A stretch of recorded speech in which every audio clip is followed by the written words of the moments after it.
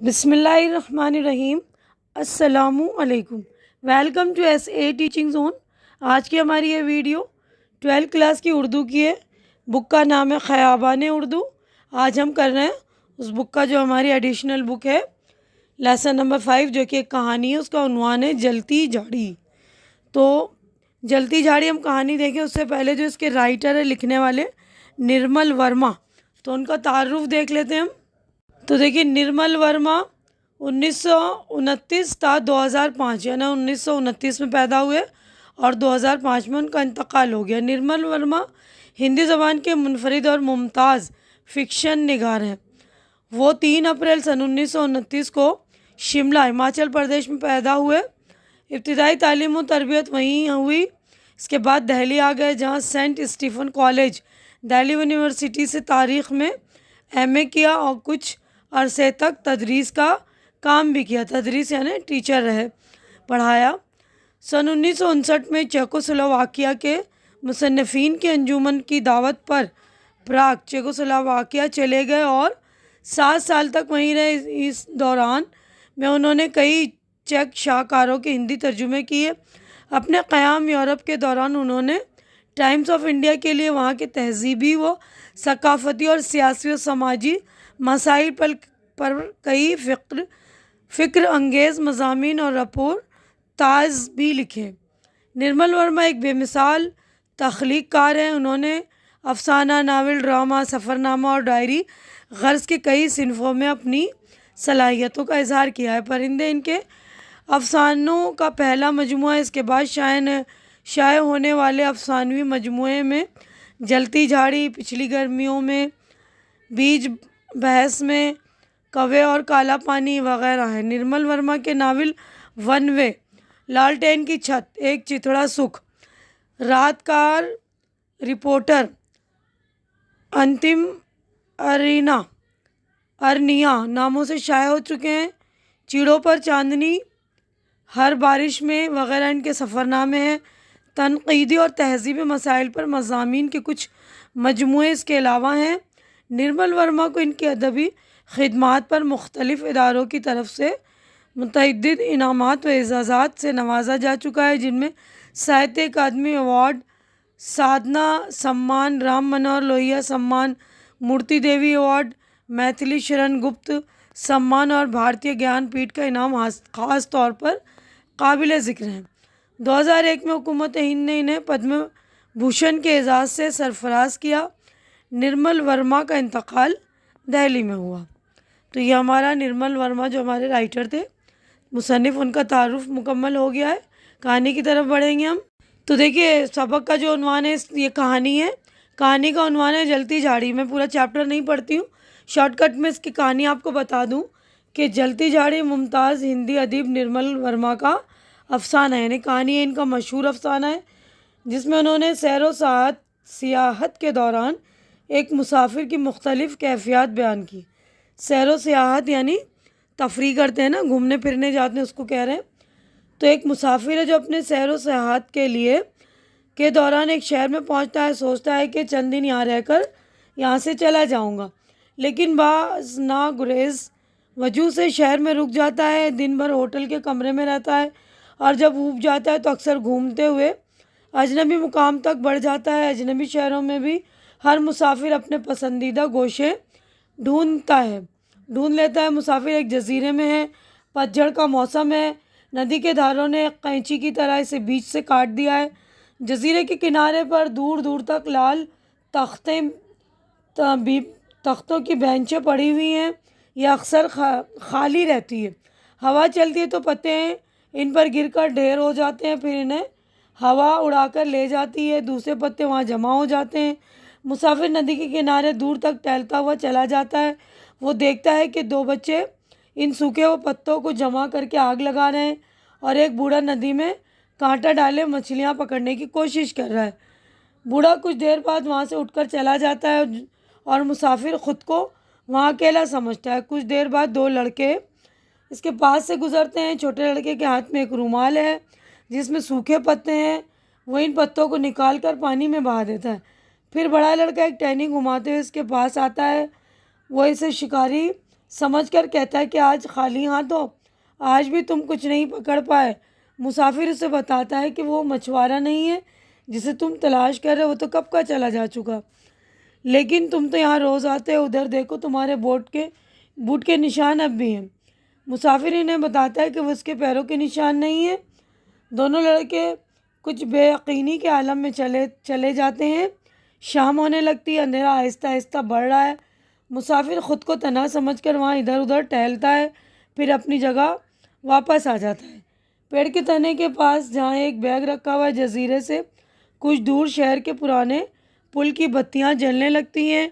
बहते पानी में इनका साया टिमटिमाती मोमबत्ती की तरह नज़र आता है। अंधेरा अंधेरा बढ़ता गया और इसके साथ अचानक सर्दी भी बढ़ गई। मुसाफिर वहाँ से जाने का इरादा कर ही रहा था कि उसे लगा कि वो वहाँ तन्हा नहीं है। दाएं जानिब जहाँ झाड़ी थी वहाँ हल्की सी सरसराहट हुई। पहले दो धुंधले साए नज़र आते हैं, फिर इसने देखा कि एक लड़की अपने स्कर्ट का अगला हिस्सा जो झाड़ी में फंस गया था निकाल रही है। इसके पीछे एक मर्द खामोश खड़ा है, इसके लंबे कोट ने उसे छुपा लिया है। मुसाफिर ने सोचा मुझे वहाँ से उठकर चुपचाप चले जाना चाहिए। दूसरे दिन सुबह वो शहर छोड़कर हमेशा के लिए चला गया। तो यहीं पर हमारी कहानी हो गई है मुकम्मल। देखिए यहीं पर हमारा जो है कहानी मुकम्मल हो चुकी है। निर्मल वर्मा लिखने वाले जो कहानी, वो उसके बाद हमारी मश्क हो रही है शुरू। तो यहाँ पर 4 सवाल हैं, चारों के जवाबात हम देख लेते हैं। पहला सवाल है, निर्मल वर्मा ने सैर व सयाहत के दौरान मुसाफिर की जिन कैफियत का जिक्र किया है उन्हें अपने लफ्ज़ों में बयान कीजिए। तो जवाबात देख लीजिए चारों के। तो एक मुसाफिर जब सैर व सयाहत के लिए जाता है तो वहाँ उसके एहसासात और जज्बात अलग होते हैं, वो मुख्तलिफ़ कैफियत से गुज़रता है। अजनबी शहरों से गुज़रते हुए अगर वहाँ चंद दिन क़याम करना हो तो मुसाफिर कोई ऐसा गोशा तलाश कर लेता है जहाँ वो सबसे दूर कुछ देर बैठ जाए। कुछ ऐसी कैफियत अफसाना जलती झाड़ी के मरकज़ी किरदार की है। वो बताता है कि जब कभी मैं दिन भर सोकर बाहर आता हूँ तब ख़ुद को एक नए सिरे से ढीला छोड़ देने की ख्वाहिश होती है, ख़ास तौर पर अजनबी शहरों में जहाँ हमें कोई नहीं पहचानता और हम बग़ैर किसी शर्मिंदगी और झिझक के बग़ैर एक रास्ता छोड़कर दूसरे रास्ते पर हो लेते हैं। इस एक कैफियत के बाद मुसाफिर दूसरी इस कैफियत इस तरह बयान करता है कि नदी किनारे एक बूढ़ा शख्स मछली पकड़ने की कोशिश कर रहा है, लेकिन जब वो कांटा बाहर निकालता है तो खाली होता है। वो शख्स मुझे देखकर मुस्कुराता है, लेकिन इसने पूरी तरह नहीं देखा। मुझे अपने अंदर एक अजीब सी बेचैनी महसूस होने लगी। इसे मेरे वजूद का ज़रा भी एहसास नहीं, हालांकि मैं इसके करीब बैठा हूँ। ये मुझे बेहद गैर फितरी मालूम हो। अनजाने शहर में अपनायत की भूख इतनी मुस्तहकम होती है, ये इससे पहले मुस्तहकम यानी कि मजबूत, कि वो इससे पहले नहीं जान पाया। तीसरी कैफियत इस तरह है कि मुसाफिर नदी के किनारे बैठा है, वहाँ 2 लड़के थे। छोटे लड़के ने अपने रुमाल कोट की दोनों जेबों से सूखे पत्ते निकालकर पानी में बहा दिया। बड़ा लड़का छोटी सी टहनी हाथ में लिए से घुमा रहा था और मुझे घूर रहा था। फिर छोटा लड़का भी वहाँ आ गया। दोनों अब एक साथ मुझे देख रहे थे। एक निगाह होती है सीधी, मुस्तकिल और मुस्तहकम, इसमें हम बन जाते हैं और रोयल की तरह खींचे चले जाते हैं। मुझे अक्सर ऐसा होता है सुई की नोक के नीचे जब कोई कीड़ा दब जाता है, बदहवास होकर तिलमिलाता है और फड़फड़ाता है।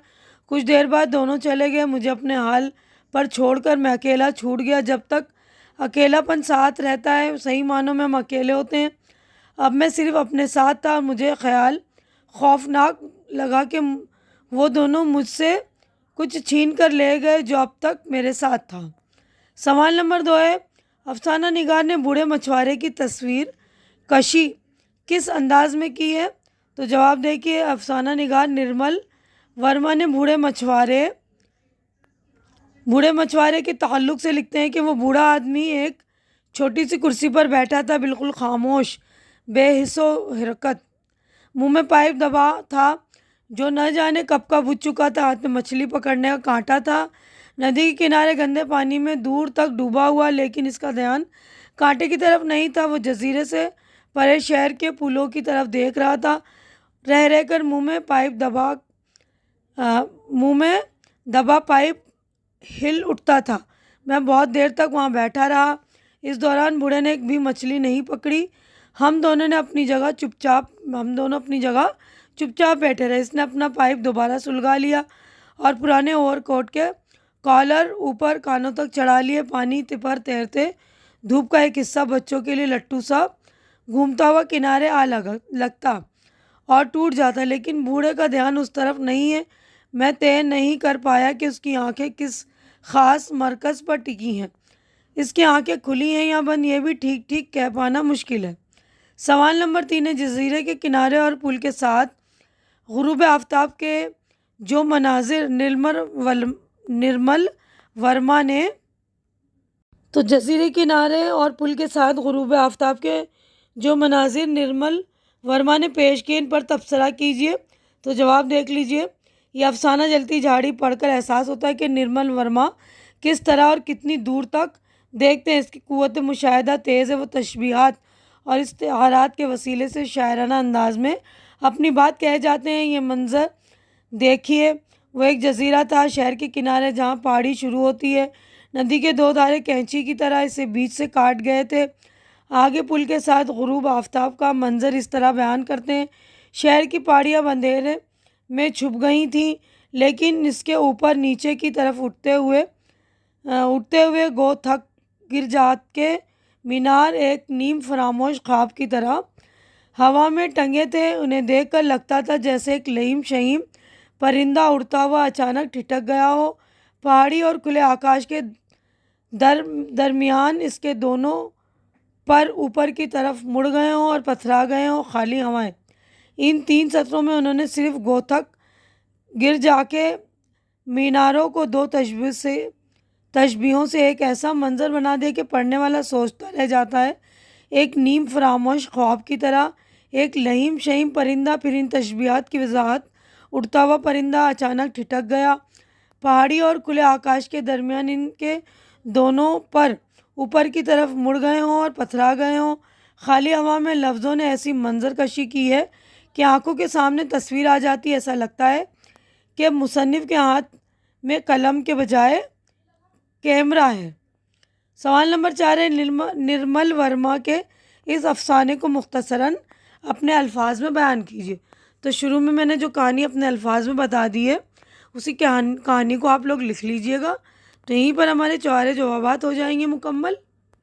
तो देखिए, यहीं पर मैं अपनी वीडियो भी मुकम्मल कर लेती हूँ क्योंकि पूरा चैप्टर हो गया है मुकम्मल। उम्मीद है कि जो कुछ मैंने आप लोगों को ये कहानी समझाई अच्छी तरह से समझ में आ गई होगी। मेरी वीडियो भी आप लोगों को अच्छी लग रही होगी। अच्छी लग रही तो इसे लाइक कीजिए, ज़्यादा से ज़्यादा शेयर कीजिए ताकि जो भी ज़रूरतमंद आपके फ्रेंड्स वगैरह उनकी ज़रूरत पूरी हो सके, उनको हेल्प मिल सके।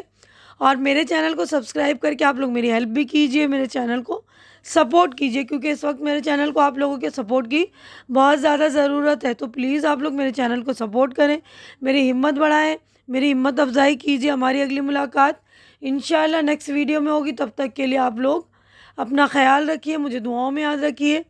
अल्लाह हाफिज़।